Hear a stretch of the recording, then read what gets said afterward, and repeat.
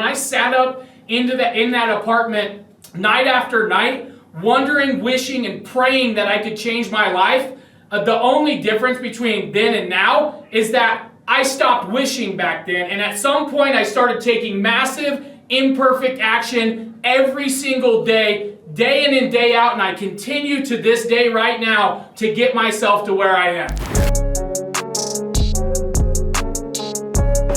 Today I went out to do a video, right? And I went over to my old apartment, kind of where I got started, right?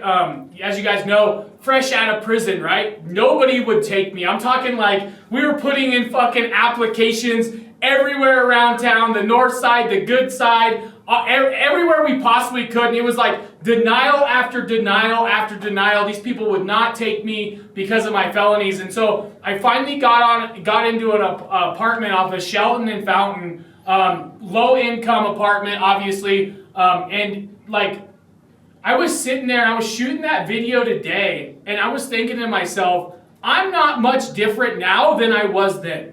There's not a whole lot that's changed inside my being. I am the same person. When I sat up in that apartment night after night, wondering, wishing, and praying that I could change my life, the only difference between then and now is that I stopped wishing back then, and at some point I started taking massive, imperfect action every single day, day in and day out, and I continue to this day right now to get myself to where I am. And so I don't care who you are. I don't care if you've been in this group for a little while and you haven't pulled the trigger, or you're moving a little bit slower than some. I don't care. I've been there. I've sat in the apartment. I've taken my time on stuff. It took me a while to trust the process and really believe in myself, to get the confidence to take the action necessary that led me on the path that I'm on today. And it might take you a little while too. And I just want to let you know that we love you.